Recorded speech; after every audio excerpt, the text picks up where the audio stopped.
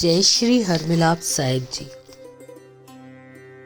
लिखवाओ निज से दया से सुंदर भाव बताकर। कार्तिक मास 24वां अध्याय सुनो सुधाकर। राजा प्रथ ने कहा, हे नारद जी, आपने तुलसी के इतिहास, व्रत, महात्म्य के बारे में कहा। अब यह बताने की कृपा करें कि कार्तिक मास में क्या और भी देवताओं का पूजन होता है? यह भी मुझे समझाकर कहिए।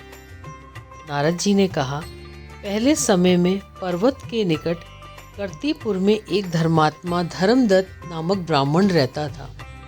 वह भगवान विष्णु के सब व्रत करता था।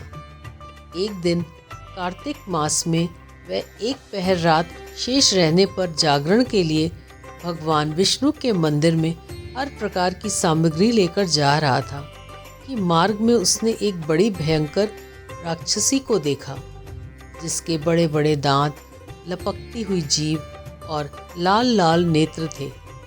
उसका शरीर नंगा और मांस रहित था।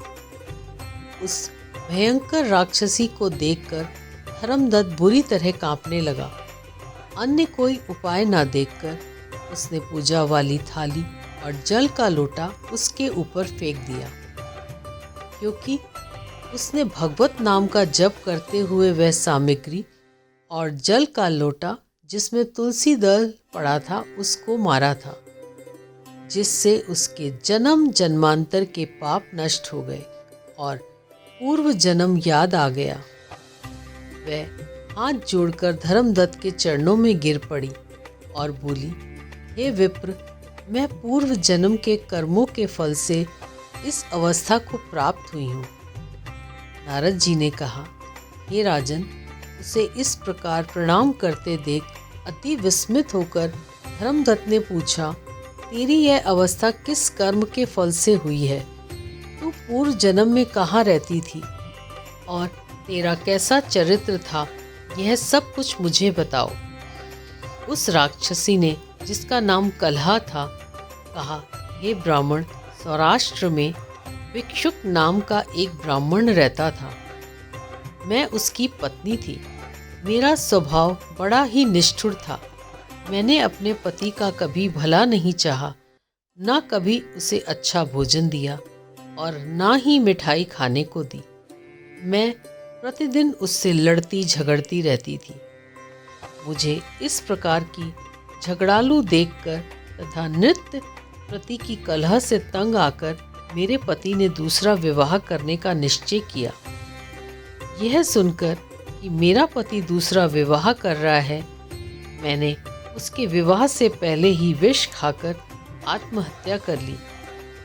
मेरी मृत्यु के बाद यमदूत आए और मुझे गदा से मारते हुए यम के पास ले गए। यमराज ने मुझे देखकर चित्रगुप्त से पूछा, हे चित्रगुप्त, इसने क्या कर्म किया है?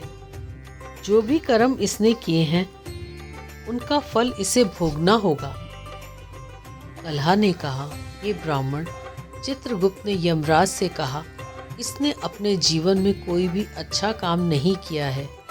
यह अपने पति को सदा खराब भोजन देकर स्वयं अच्छा भोजन खाती रही है, इसलिए अब यह विष्ठा खाने वाली होगी। इसे सब सूअरी का जन्म दिया जाए। क्योंकि यह अकेली ही पाक के बर्तन में भोजन करती थी, इसलिए यह अपने बच्चों को खाने वाली बिल्ली होगी। इसने अपने पति पर क्रोध करके आत्मघात किया है, इसलिए यह प्रेत योनि में जाएगी। अब आप इसको अपने दूतों द्वारा मरुस्थान में भेज दीजिए। वहाँ पर यह बहुत दिनों तक प्रेत योनि में रहकर फिर यह पापिन अपनी तीनों योगियों को भोगे। सो हे ब्राह्मण, मैं 500 वर्ष से प्रेत योनि में हूँ और भूख प्यास के कारण नित्य दुखी रहती थी। एक दिन भूख से तंग आकर मैं एक वैश्य के शरीर में प्रविष्ट हो गई। उसके शरीर द्वारा मैं कृष्णा और वेणी के संगम पर इस देश में आ पहुंची। एक दिन भगवान शंकर व विष्णु जी ने मुझे बलात् उसके शरीर से बाहर निकाल दिया।